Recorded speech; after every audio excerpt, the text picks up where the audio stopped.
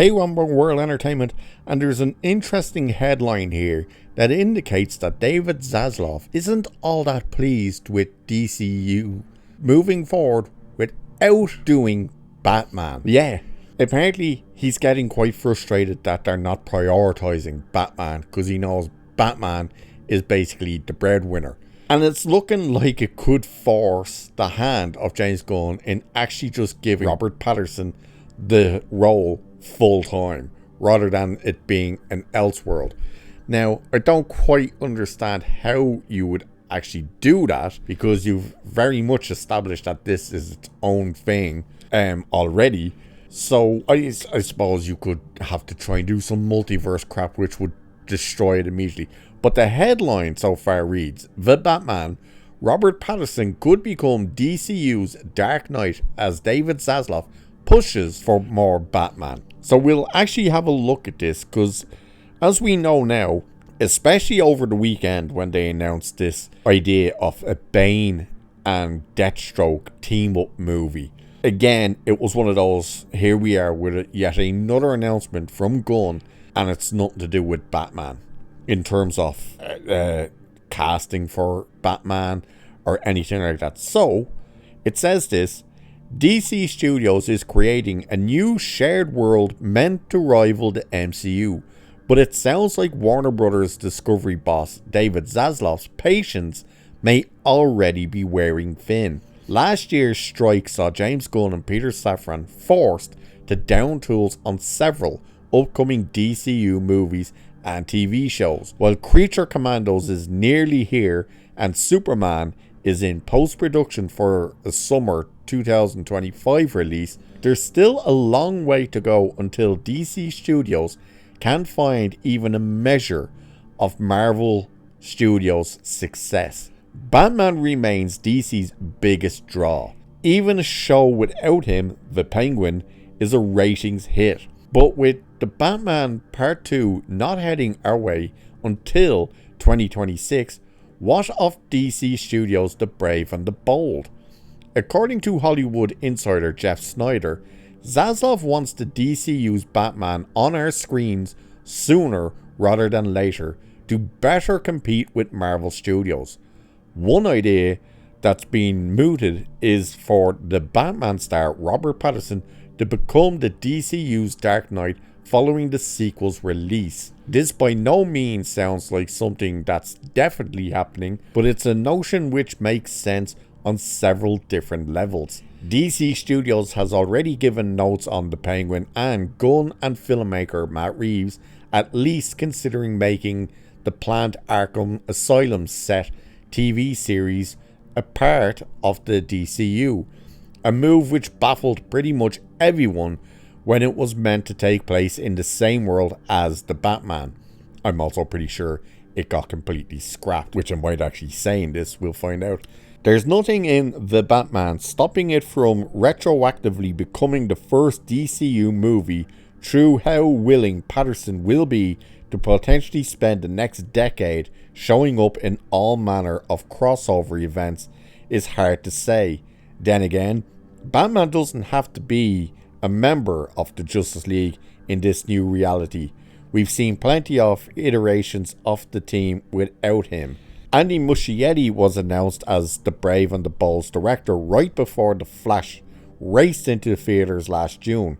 Gunn called it one of the best superhero movies ever, but audiences disagreed.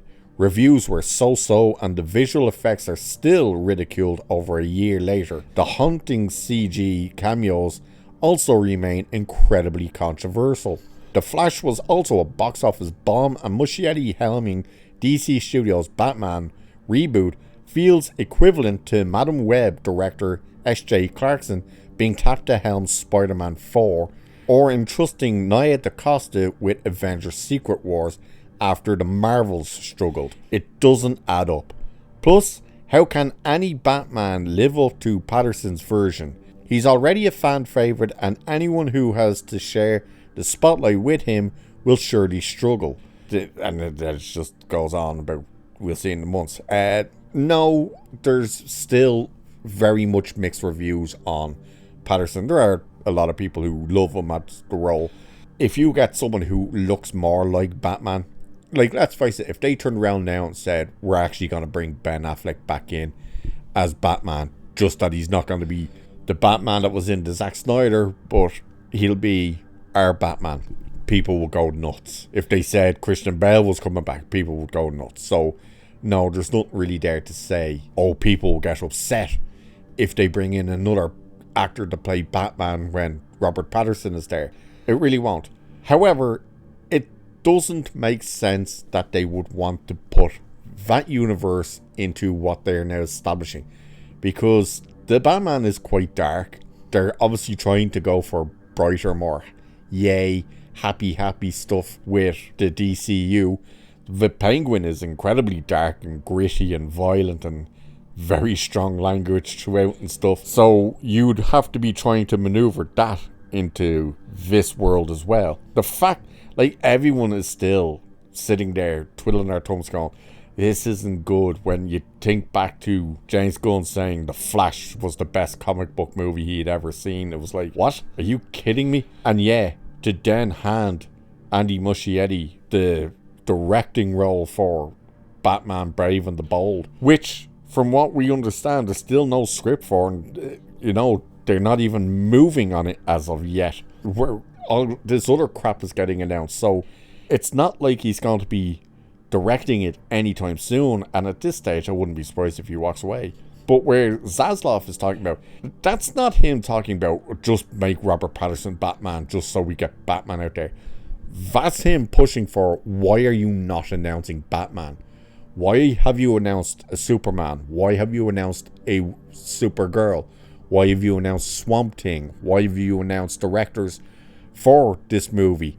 Why have you done now announcement for a Bane and Deathstroke movie? Why have you not given any indication of when we're getting Batman? And I think that is where he's getting angry. And I would assume Zaslav is seeing the writing on the wall and seeing the fans every time announcements are coming out going, what the hell is this? Why would you announce that? And even with Superman, they're probably seeing the fans' reactions being like, why have you overflated this movie with characters? Why is it not just focused on Superman? Why have you put all these other people in there? So it's kind of obvious that they would be pushing for, hey, it's time to pull the finger out here. Get a goddamn Batman on the screen for us. Especially when they saw or are seeing the success of the Penguin. That really would mean that they're going, oh, the universe of Batman is working. We need Batman on the screen. So we'll see if this news is an indication that Gunn is going to have to pull the finger out and actually make a move with Batman. And of course, he could announce who he's choosing to play Batman in Brave and the Bold, which no doubt will be someone he's worked with. And no doubt it'll be someone that we'll all start rolling our eyes to going, are you serious? But we'll have to wait and see. Oh, by the way, isn't it funny? I was only thinking about this the other day. Isn't it funny that after Dave Bautista goes and loses all of his muscle mass to the point he looks like he's got bloody AIDS? He really does. He doesn't look well. Isn't it funny that he was championing to play Bane for so long? It obviously wasn't coming his way, and now he goes, shreds all of his muscle, makes himself this ultra skinny dude, and all of a sudden they announced they're putting a Bane movie in the works.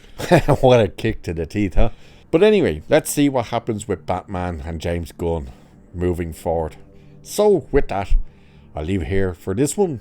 Like, share, subscribe, all that good stuff. Cheers, and I'll catch you in the next one.